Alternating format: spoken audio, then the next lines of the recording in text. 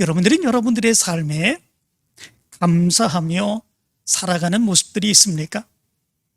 여러분들의 삶의 모든 모습들이 날마다 감사함의 모습이 있습니까? 그런데 많은 사람들이 감사하는 일에는 많이 부족한 모습들이 있다고 그럽니다. 감사를 표시하는 일에 인색한 그런 모습들이 있다고 그럽니다. 누군가로부터 도움을 받고 누군가로부터 은혜를 받았으면 감사합니다 이야기할 수 있는 모습들, 이거는 당연한 모습 아니겠습니까? 그런데 그렇게 행하는 일, 그렇게 행하는 말, 이런 모습에 많이 부족하고 인색한 그런 모습들이 우리 사람들에게 있다고 그럽니다. 미국의 큰 회사의 사장님이 이런 이야기를 했다고 그럽니다. 자기는 61년 동안 사업을 하면서 많은 사람들에게 많은 것을 베풀어 주었다고 그럽니다. 그런데 정작 그렇게 많은 것을 61년 동안이나 끊임없이 꾸준하게 베풀어 주었는데 정말로 감사하다고 인사한 그런 사람들은 그렇게 많지 않다는 것입니다. 한 번은 176명에게 추수감사절을 맞이하면서 칠면조 고기를 보내주었다고 그럽니다. 그런데 그 중에 감사하다고 인사를 한 사람들은 4명밖에 없었다고 그럽니다. 그것도 2명은 길을 가다가 마주쳐서 감사합니다, 칠면조 보내주셔서 고맙습니다, 2명은 그렇게 인사를 했고, 다른 2명은 조그만 쪽지에 감사합니다 이렇게 표시를 하며 인사한 것, 그것이 전부였다고 그럽니다. 그래서 그 사장님은 61년 동안 내가 이렇게 많은 사람들에게 많은 도움을 주었는데 정말 사람들이 너무나도 감사할 줄 모른다, 그런 이야기를 했다고 그럽니다. 오늘 말씀 가운데도 보면 예수님으로부터 큰 은혜를 받았지만 감사하지 못한 사람들의 이야기가 기록되어 있는 것을 보게 됩니다. 예수님께서 어떤 한 마을에 들어가시지요. 그런데 거기에 나병 환자 10명이 예수님을 보고 예수 선생님이여 우리를 불쌍히 여기소서 그렇게 부르짖습니다. 예수님께서 이들을 보시며 가서 제사장들에게 너희 몸을 보이라 이렇게 말씀을 하지요. 그런데 사실 이 말은 율법에 보면 맞지 않는 그런 말입니다. 왜냐하면 율법에 보면 나병 환자들이 제사장에게 가는 경우는 자기 병에 다 나아서 그 병을 확인받기 위해서 제사장들에게 가야 하는 것이기 때문에 그렇습니다. 레위기 14장 2절의 말씀은 이렇게 말씀합니다. 나병 환자가 정결하게 되는 날의 규례는 이러하니 곧 그 사람을 제사장에게로 데려갈 것이요, 이렇게 말씀해 주고 있습니다. 그런데 10명의 나병 환자는 그들의 나병이 낫지 아니하였습니다. 그런데도 불구하고 예수님께서는 너희들이 제사장에게 가서 너희 몸을 보여라 이렇게 말씀하고 있습니다. 이 말이 의미하고 있는 것이 무엇입니까? 너희들이 내 말을 듣고 믿음으로 가면 너희들을 낫게 해주겠다 라고 하는 그 말씀 아니겠습니까? 그들이 가다가 보니까 나았습니다. 그들이 가다가 보니까 깨끗함을 받았습니다. 그런데 정작 그 나음받은 그 모습을 보면서 예수님께로 돌아와 감사한 사람은 사마리아 사람 한 사람뿐이 없었다. 오늘 성경은 이렇게 말씀하고 있습니다. 예수님이 이렇게 말씀하시죠. 10사람이 다 깨끗함을 받지 아니하였느냐? 그 9은 어디 있느냐? 이 이방인 외에는 하나님께 영광을 돌리러 온 자가 없느냐? 이렇게 말씀하고 있는 것을 보게 됩니다. 여기 보면 예수님으로부터 나병을 고침받은 사람은 10명이었습니다. 나병이라고 하는 게 얼마나 심각한 그런 질병인지 아시지요? 온 몸이 썩어 들어가는 그런 질병입니다. 당시에는 고칠 방법이 없는 그런 불치의 병이지요.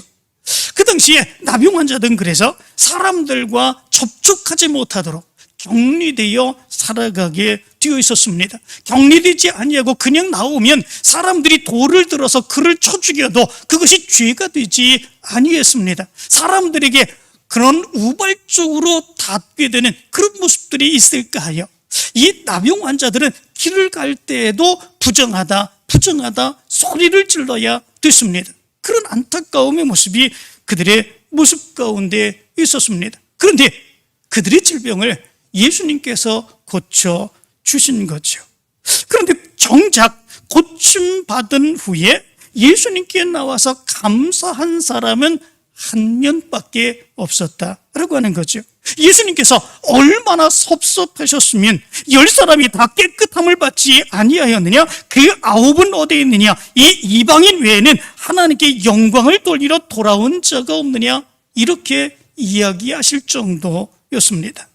나병 환자 10명이 깨끗함을 받았는데 단 한 명만이 예수님께 나와 감사했다고 하는 것, 이것은 얼마나 많은 사람들이 하나님의 큰 은혜를 받았으면서도 그럼에도 불구하고 감사하며 살지 못하는가라고 하는 것을 이야기해 주고 있습니다. 한 명만이 감사했습니다. 그리고 9명은 감사하지 못하고 그냥 돌아가는 그런 모습들이 있었습니다. 그렇다면 하나님의 더 큰 은혜를 받고서도 감사하지 못하는 그런 사람들이 얼마나 많은가라고 하는 것을 우리는 생각해 볼 수 있게 된다라고 하는 것입니다. 그렇다면 왜 고침받을 수 없었던 나병, 그 심각한 질병, 그것을 예수님께서 고쳐주셨는데 단 한 명만 감사하고 9명은 감사하지 못했는가라고 하는 것입니다.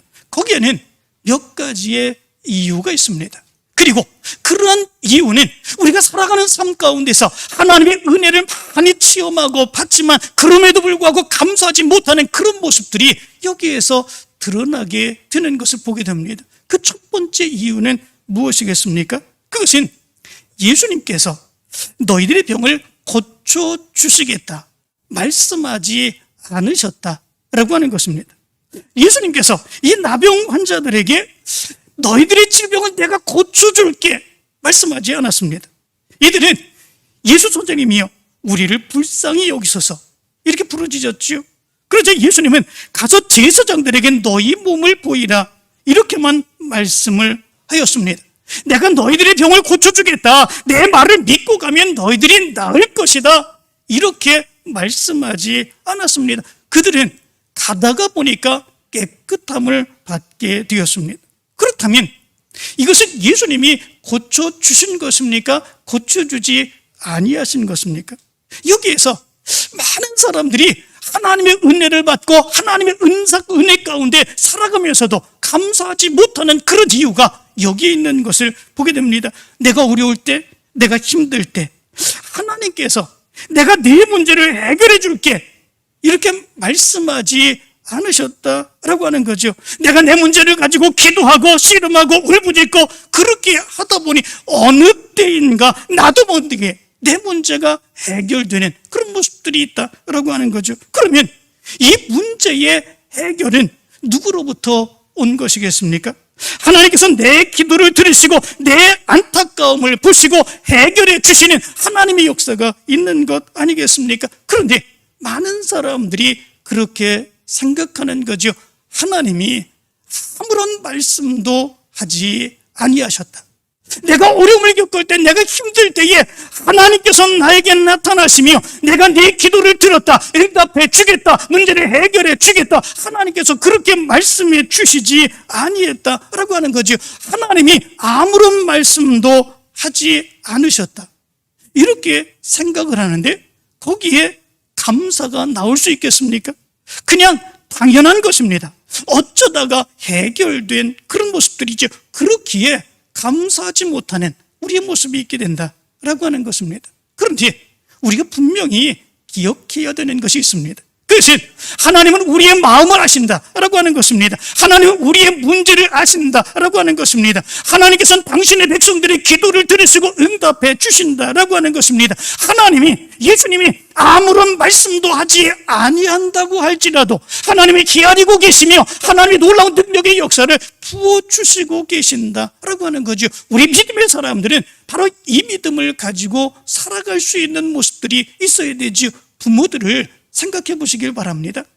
부모들이 자녀들을 볼 때 자녀들이 안타까움을 겪습니다. 힘든 일을 겪습니다. 그러면 내가 네 문제를 해결해 줄게, 내가 도와줄게 얘기하는 경우도 있지만, 자녀들이 어려움을 겪으면 부모들이 자녀들이 알지 못하게 그냥 도와주는 그런 모습들이 얼마나 많습니까? 그것이 부모에 대한 사랑이지요. 내가 너를 도와줄게, 꼭 그래야만 도와주는 것입니까? 그렇지 아니합니다. 자녀들이 알지 못하게 그냥 도와주고 해결해주는 그런 일들이 얼마나 많이 있습니까? 하나님도 그러하시다라고 하는 거죠.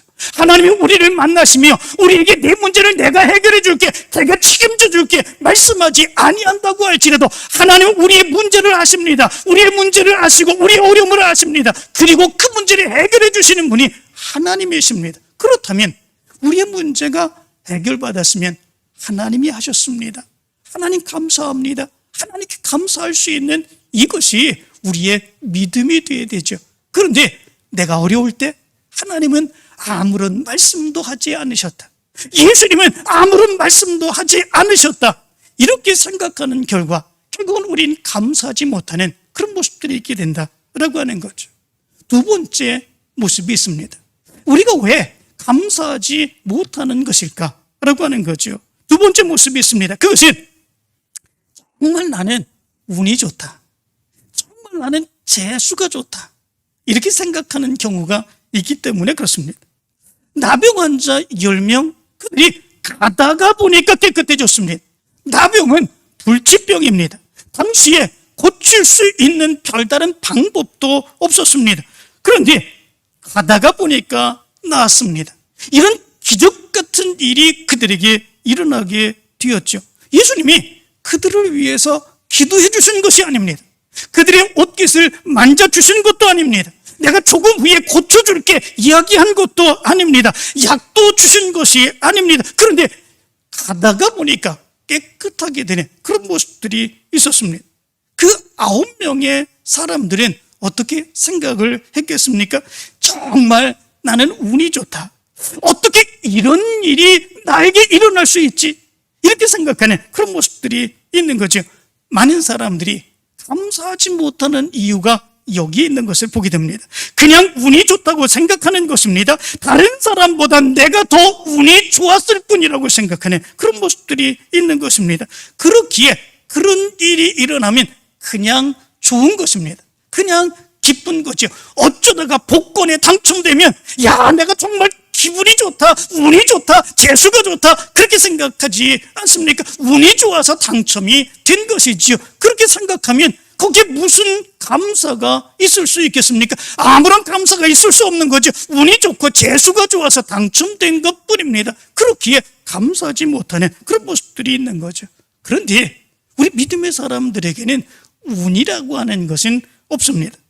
하나님의 역사하심만 있는 거죠. 하나님은 당신의 백성들을 사랑하셔서 그 모든 문제를 해결해 주십니다. 하나님이 맡아 주십니다. 그래서 믿음의 모든 사람들은 어떤 고백을 합니까? 하나님이 하셨습니다. 하나님이 도우셨습니다. 하나님의 은혜입니다. 이것이 믿음의 사람들의 고백입니다. 그것은 운이 아니라 하나님이 하셨고 하나님이 역사해 주신 하나님의 능력의 역사이기 때문에 그렇습니다. 그러나 재수가 좋다고 운이 좋다고 생각하는 순간 감사는 사라지게 되는 것이고 그 일어난 일은 당연한 것이 되어버리고 마는 거죠. 세 번째 모습이 있습니다. 우리가 왜 감사하지 못하는 그런 모습들이 있을까라고 하는 거지요. 그것이 그동안 내가 행해왔던 수없이 많은 일들, 그런 것들이 이제야 이루어졌다, 이렇게 생각하기 때문에 그렇습니다. 10명의 나병 환자들 생각해 보시기 바랍니다. 그들은 불치병 환자였습니다.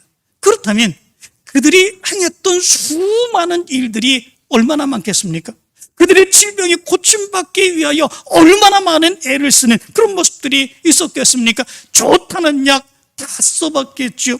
용하다는 의사들 다 찾아가보았겠죠. 좋다는 방법들 다 해보는 그런 모습들이 있었겠지요. 그러나 그럼에도 불구하고 고칠 수 없었던 그들의 모습이 있었던 거지요. 그런데 가다가 보니까 그들이 깨끗함을 받게 되었습니다.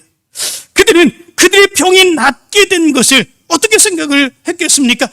이것은 내가 그동안에 좋은 약 다 먹고 좋은 방법 다 사용했고 좋은 의사들 다 찾아가 보고 이제야 효험이 나타나는가 보다, 이렇게 생각하는 그런 모습들이 있지 않았겠습니까? 자기가 열심히 노력한 결과입니다. 자기가 정말 수고하고 애쓴 그런 결과입니다. 자기가 이만큼 노력을 했는데 이런 결과를 가져오게 되었다라고 생각하는 그런 모습들이 있는 거지. 거기에 감사가 있을 수 있겠습니까? 감사는 없는 겁니다. 내가 행한 일에 대한 당연한 일의 결과가 나타난 것인데 거기에서 무슨 감사가 나타날 수 있겠습니까? 우리가 살아가는 삶에 이런 모습들이 얼마나 많이 있는지 모릅니다.